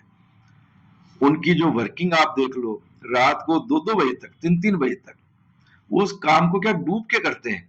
तो मैंने उनसे ना इन 4 सालों में बहुत कुछ सीखा है। मैं तो हर आदमी से मैं कुछ ना कुछ सीखने की कोशिश करता हूँ कि भाई इनकी खास बात क्या है, जो काम के प्रति लगन है। मुकेश जी का आप देखते हो सामाजिक क्षेत्र में, और वो सारा करते हुए भी वो अपने काम के प्रति कितना, कभी इधर जाना कभी उधर जाना। तो मैं इन लोगों की जब लगन देखता हूँ ना, देखो सफलता भी ऐसे नहीं मिलती, इनका भाग्य प्रबल था, और ये बने रहे प्रॉपर्टी में, और मेहनत करते हैं, और दिमाग में हमेशा ऐसे रखते हैं कि भाई मेरे लेने वाले को कोई नुकसान ना हो। तो ये चीज है मतलब ना, आप ये करेंगे, ये कस्टमर के जो हित हैं उनका ध्यान रखते हैं सबसे। मेरी नजर में भाई साहब, देखो मैं मेरी ओपिनियन दे रहा हूँ, कई लोग असहमत हो सकते हैं उसमें, लेकिन जो इनका नजरिया है, और ये मेरा नहीं, उनके साथ जुड़े हुए मेरे ख्याल से बहुत ब्रोकर हैं, 2 4 500 ब्रोकर हैं, लगभग सभी का यही सोचना है। किसानों की जो स्थिति है क्रॉप को लेकर, वो कब तक सुधरेगी? ये तो मैं ये देखता हूँ कि हमारे यहाँ के जो किसान है वो आंदोलनरत रहते हैं, पानी का प्रॉब्लम चलता है पंजाब से, और आपका ये ओपिनियन है कि मंडी में व्यापार खूब होता है। नहीं, मैं बताता हूँ, यहाँ पे क्या है, हमारे पास लैंड बैंक तो बहुत बड़ा है, किसानों के पास लैंड है, उपजाऊ नहीं है। वो जो आंदोलनरत रहते हैं ना, वो समस्याओं को लेके रहते हैं।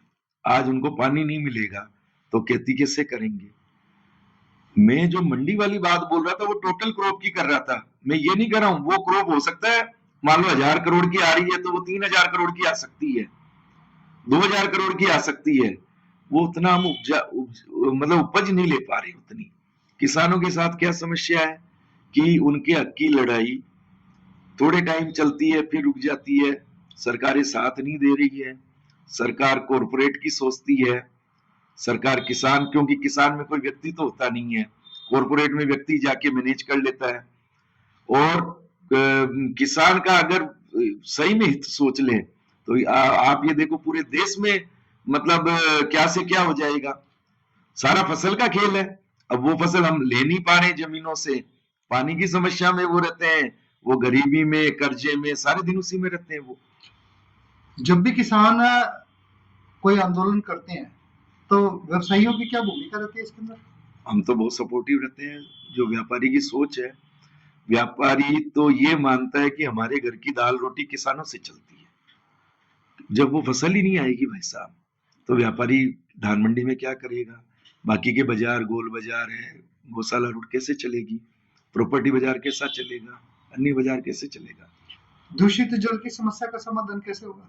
वो तो पंजाब के साथ बैठ के बड़ा राजनीतिक मसला है। पता नहीं सरकार इस बारे में क्यों नहीं गंभीरता से बैठ के इसका हल निकालती है। हमारा क्षेत्र लगातार पेट संबंधित रोगों में गिरता जा रहा है और काफी बड़ी बड़ी बीमारियां आ रही जिनका है, नाम पहले दूर तक हम सुनते थे, वो आजकल हमको जगह जगह नजर आने लगी। आम हो गई साहब, जैसे कैंसर वाली बिल्कुल। बीमारी है, और ये पेट की और की जो पानी जो जहरीला आ रहा है, कई लोग इसके लिए आंदोलनरत हैं। अब हमारे दोस्त हैं रमजान अली जी, वो कई बार आंदोलन करते हैं। किसानों में भी कई नेता हैं, वो भी आंदोलन करते हैं। तो हम जब ये देखते हैं ना हक के लिए, लेकिन वो क्या बात सही जगह कन्वे नहीं हो पा रहा, उसका रिजल्ट नहीं आ पा रहा है। रिजल्ट नहीं आ रहा, यानी कि जो ये जो गवर्नमेंट्स कम्युनिकेशंस है उसमें उलझा हुआ मामला है। वो कम्युनिकेशन अब वो आपस में कैसे करते हो? देखो साहब, उनके लिए तो ये गंगानगर का मामला है, पूरे राजस्थान का तो मामला नहीं है ना। बिल्कुल। और वो जो पंजाब बैठे होंगे, हरियाणा बैठे होंगे, वो अलग ढंग से सोचते होंगे। अब इनको कोई इस ढंग से समझाए कि यार इतनी आबादी प्रभावित हो रही है, इसमें हम लाखों लोग प्रभावित हो रहे हैं इस दूषित पानी को पीने से, कम से कम वो तो सोचे। लेकिन मेरे को लगता है शायद इस बारे में इस तरफ कोई काम नहीं हो रहा है। कॉलेज लाइफ कैसा रहा आपका? बस जैसे मैंने बीकॉम किया विजयनगर अजमेर, जो मेरा गांव है, वहां से किया मैंने। और हमारे वहाँ हमारे एक कॉलेज था वो एजुकेशन में या? हाँ, कोएड था। ओके। कोएड वहाँ पे न्यू जनरेशन और उस समय की जनरेशन को लेकर क्या कहेंगे? बहुत बड़ा अंतर है साहब। पहले तो आप ये सोचो कि माता पिता के सामने, बड़ों के सामने, मतलब हम कुछ बोल भी नहीं सकते थे, और अब फ्रिक्वेंटली वो सब अपनी बात रखते हैं बच्चे। अब आप ये समझो कि वो अपनी बात रखे बिना रहते नहीं है, और हम उनकी हर बात को मानते थे। बहुत बड़ा फर्क है साहब। कैसे कम होगा ये कम्युनिकेशन का? ये गैप नहीं है, एक लिहाज से तो अच्छा है कि बच्चे अपनी बात रख पाते हैं। कई बार हम हमारी बात नहीं रख पाने की वजह से हमारी ग्रोथ में भी दिक्कत आती थी, लेकिन हम माँ बाप का। क्या आपके साथ भी ये प्रॉब्लम है? मेरे को तो मेरे पिताजी ने फ्री हैंड दिया साहब। बच्चों के लिए? बच्चों के लिए नहीं है साहब। मैं तो बच्चों को ये कहता हूँ कि जितना हो सके खुद अपने डिसीजन ले, खुद अपना काम करो, अच्छा हो, बुरा हो, गलत हो, सही हो, काम करो, नेक नियति से करो, सच्चाई से करो। रिजल्ट आपके पॉजिटिव आ रहे हैं, नेगेटिव आ रहे हैं, वो ईश्वर की इच्छा है। धर्मपत्नी की क्या भूमिका रहती है लाइफ में? उसकी तो बहुत बड़ी भूमिका है, वो गृहिणी है। और जब मेरा तकलीफ का दौर था, मतलब मेरा दौर बहुत लंबा चला, और इतना लंबा चला कि पेशेंस रख पाना हर एक के लिए संभव मुश्किल हो जाता है। परिवार को देखता है, बच्चों को बड़े होते देखता है, उनके खर्चे हैं और हैं, हाथ फैला के मैं मांग नहीं सकता था, उधार जरूर ले सकता था, तो उधार में मेरे दोस्तों से लेता रहा, काम चलाता रहा। जब मैं पत्नी की भूमिका देखता हूँ, तो बस मेरे को एक जो मान लो एक गर्व की बात ये है उनके साथ, उन्होंने मेरे से व्यक्तिगत अपनी सारी इच्छाओं को, सारी डिमांड को एक तरफ रख दिया। उन्होंने जिंदगी में कभी मेरे को ये नहीं कहा कि भाई मेरे पास इस चीज की कमी है। ये मेरे लिए ये मतलब बहुत बड़ा सुकून रहा, मतलब उस तरफ से मेरे को नहीं आई। वो गृहिणी है, घर चलाती है, आज भी घर चलाती है। जब बैक पीरियड चल रहा था तो इसके अलावा फैमिली का कोई सपोर्ट? देखो सपोर्ट तो हमेशा, आज मैं कहूँ बड़ों का आशीर्वाद मिला है, भाइयों का, हमारे रिश्तेदारों का कई फोन आते थे, ये ले ले, वो ले ले, ऐसे कर ले, वैसे कर ले, मेरे छोटे भाई के, मेरी बहनों के, माँ के, सबके। पिताजी का स्वर्गवास 14 में हो गया। लेकिन कई बार क्या होता है साहब कि आप मान लो दोस्त से तो ले सकते हो, मान लो मेरे को आज कोई रुपए की जरूरत थी, मैं आपसे तो ले सकता था। परिवार में मान लो मैं मेरे चाचा जी के लड़के से कैसे मांगू, वो शंकाओं में रहता था। तो मैं तो भगवान का ये धन्यवाद देता हूँ कि मेरे को उस समय उधार ज्यादा नहीं मिली, तो मैं बचा रह गया। तो मैं तो इस बात का भी धन्यवाद देता था कि मेरे को खर्चे लायक पैसे मांगने होते थे, और वो मैं मांग के काम चला लेता था। कैसे मैनेज किया भाभी जी ने इस मुश्किल वक्त को? वो ही जाने, उसी ने किया है। जैसे जैसे मान लो 100 रुपए थे, 100 रुपए का ही खा लिया, 1000 थे तो 1000 का खा लिया। ईमानदारी की बात है। बाजार को किस तरह से देखते हैं? व्यवहार से चलता है, आचरण से चलता है, संस्कार से चलता है या आर पार चलता है? मैं आपको एक बात बताऊं, आर पार वाला तो आप ना कट ही कर दो। जिंदगी में जितने बड़े व्यक्ति बने हैं वो अपने व्यवहार से, अपने आचार से, उनका किसके साथ कैसा व्यवहार है अपने क्लाइंट के साथ, उस बात पे चला है। और ये ही चलता रहेगा, युगों युगों तक ये चलता रहेगा। आपका व्यवहार अच्छा होना चाहिए, आप में संस्कार अच्छे होने चाहिए, आपका जो लेन देन व्यवहार में सारी चीजें आ जाती है। आपका आचरण अच्छा होना चाहिए, लेन देन का व्यवहार अच्छा होना चाहिए। बीडी अग्रवाल साहब ने नगर परिषद को एक चेक दिया था सीवरेज के लिए जी, और उसको बाद में रिटर्न लिया गया विद इंटरेस्ट। इसको लेकर क्या कहेंगे? मैं उस बारे में ये सोचता हूँ कि उनको कहीं ये लगा होगा कि यार मैंने जिस कार्य के लिए पैसे दिए हैं, मेरे को पूरी जानकारी तो है नहीं ना, कोई अपने कोई कंट्रोवर्सी कहना चाहते हैं, करना चाहते हैं, लेकिन मेरे को ऐसा लगता है उनके एंड से कि उनको कहीं ना कहीं ऐसा लगा होगा जिस कार्य के लिए मैंने पैसा दिया है उस कार्य में वो पैसा यूज नहीं हुआ, इसलिए उन्होंने वापस वो पैसा मांग लिया। जम्मू कश्मीर के जो सीएम है, एक फोटो आया हुआ था आपके सोशल मीडिया प्रोफाइल से, उनके साथ फोटो नजर आ रहा था आपका, क्या कनेक्शन है उमर अब्दुल्ला जी से आपका? नहीं, वो मेरा फोटो नहीं था। जो तो हमारे वो फिर किसका फोटो था? वो हमारे जो समधी जी हैं, कैलाश जी मित्तल साहब, वो परिवार सहित कश्मीर घूमने गए थे। तो जहाँ वो रुके थे, जहाँ वो खाना खा रहे थे, तो वहां पे सीएम साहब आए हुए थे। तो वो इतने सरल और मतलब सज्जन है वो सीएम साहब, तो उन्होंने क्या है कि वहां हर एक के साथ वो जैसे फोटो वगैरह करा रहे थे। तो एक्चुअल बात ये है कि वो हमारे दामाद जी और हमारे समधी जी और उनके परिवार के फोटो थे, तो वो वहां थे, उन्होंने भेजा। नहीं, तो मैंने मेरे आपके प्रोफाइल से था? हाँ, मेरे प्रोफाइल से। घूमने के लिए बेस्ट स्पेस कौन सा मानते हैं? मेरी नजर में हाँ जी, जो मेरे को व्यक्तिगत तौर पे पसंद है, वो तो मेरे को हरिद्वार बहुत पसंद है। मैं हरिद्वार कितने भी दिन रह सकता हूँ, कितने महीने रह सकता हूँ। और अगर आप टूरिस्ट और उस हिसाब से कि भाई मान लो कोई स्टेशन के हिसाब से, तो दार्जिलिंग बहुत पसंद है। दार्जिलिंग बहुत ब्यूटीफुल जगह है, वो बहुत सुंदर जगह है। अगर जीवन में कभी मौका मिला तो वहां 10-20 दिन 25 दिन रह के आऊंगा। वहां एग्रीकल्चर लैंड पे जो कॉलोनियां कट रही हैं, ग्रीनरी प्रभावित होगा उससे, इस ग्रीनरी की पूर्ति कहां से होगी? इसमें क्या है कि इसका ना एक पहलू देखा जाता है। जैसे आज आप कोई भी सरकार भी डेवलपमेंट करती है, रोड्स बनाती है, और भी, तो जो पेड़ आते हैं वो काटे जाते हैं, उसका एक रेगुलर प्रोसेस फॉलो किया जाता है। तो कोलोनाइजर भी क्या, जब जमीन लेता है और कोई पेड़ बीच में आ रहे हैं तो उसको परमिशन लेके काटते हैं। वो बदले में बड़े बड़े पार्क वो डेवलप करते हैं। आपने देखा होगा आजकल तो वॉल के साथ साथ पेड़ लगाने का, ग्रीनरी का, तो जो कंज्यूमर है वो भी ग्रीनरी पसंद करता है। तो मेरा ये मानना है कि जहाँ बड़े बड़े पार्क और बड़े बड़े ग्रीनरी के वो संसाधन बदले में देते हैं, तो जो शहरी सेक्टर में कोई ग्रीनरी प्रभावित नहीं होगी अपनी। सर, क्या कहेंगे हमारे चैनल के माध्यम से किसको? आम पब्लिक से? तो आम पब्लिक से यही कहूंगा कि जीवन में मतलब सरलता से, सादगी से और ईमानदारी से, सच्चाई से हर काम आसान हो जाएगा। मतलब कई लोग शॉर्टकट ले लेते हैं जिंदगी में, शॉर्टकट कभी मत लो, लॉन्ग रूट से चलो और धीरे धीरे चलो। ईश्वर ने जब आपके ऊपर कृपा करनी होगी वो अपने आप हो जाएगी। आज के पॉडकास्ट में राजेश पोकरना जी से विशेष चर्चा है, काफी कुछ हमें भी सीखने को मिला। बेसिकली जो श्री गंगानगर का प्रॉपर्टी मार्केट है वो इनके अनुसार बैलेंस प्रॉपर्टी मार्केट है, क्योंकि श्री गंगानगर बहुत बढ़ चुका है। श्री गंगानगर की ये जो बाउंड्री है, इनके अनुसार वो इधर से रायसी नगर, सूरतगढ़, केसरी सिंहपुर हर जगह से अटैच हो चुकी है। तो हमारा शहर भी धीरे धीरे मेट्रो की ओर बढ़ रहा है, लेकिन बेसिकली जो रेजिडेंशियल एक रिंग रोड तक आ गया है। तो इसलिए इन्हें श्री गंगानगर के प्रॉपर्टी मार्केट में मंदे की संभावना नजर नहीं आती। काफी स्ट्रगल किया इन्होंने लाइफ में, और एक समय जैसा कि इन्होंने बताया कि दोस्तों से उधार ले लेके इन्होंने घर चलाया अपना, और जीवन में ये भाग्य को बहुत इंपॉर्टेंस देते हैं। और हमारी भी ईश्वर से प्रार्थना है कि इन्हें दिन दुनी और रात चौगुनी तरक्की प्रदान करे। धन्यवाद। जय हिंद, जय भारत। आरबी टॉक शो से आपका राजेश अरोड़ा। मिलते हैं फिर किसी नई हस्ती के साथ। है।